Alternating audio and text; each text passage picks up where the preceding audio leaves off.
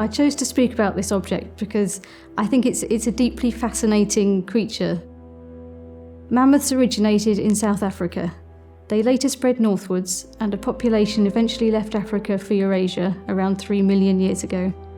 The next stage of evolution occurred in northern China around 1.7 million years ago, resulting in the development of the steppe mammoth. This species continued to spread and was the first mammoth species to cross the Arctic Circle. Mammoths also crossed into North America via the Bering Land Bridge, which once connected the Siberian and Alaskan coasts. The most recognisable of the mammoths, the woolly mammoth, appeared in Siberia between around 800,000 and 600,000 years ago.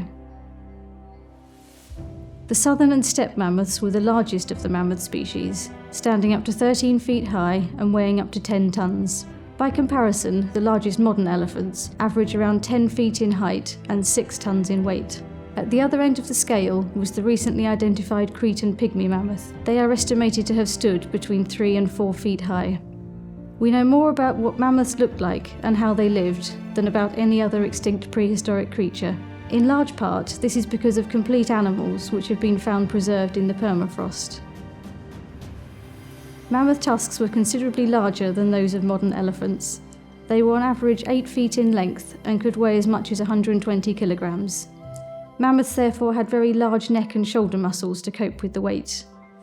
Polished areas suggest that they would sometimes rest their trunks on one of their tusks, and that individual mammoths would have a favoured tusk for this. Tusks grew throughout a mammoth's life and show growth lines, much like tree rings, and can therefore give an extremely detailed picture of an animal's life. The last known population of mammoths died out around 4,000 years ago on Wrangel Island, off the Siberian coast.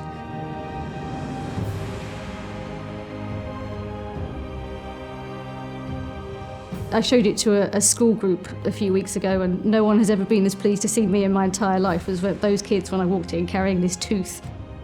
It's like sort of touching a vanished world almost. This is from before humans were so widespread, and it's just a way of understanding what the planet was like before we were here and what it could be like again if we're not here anymore.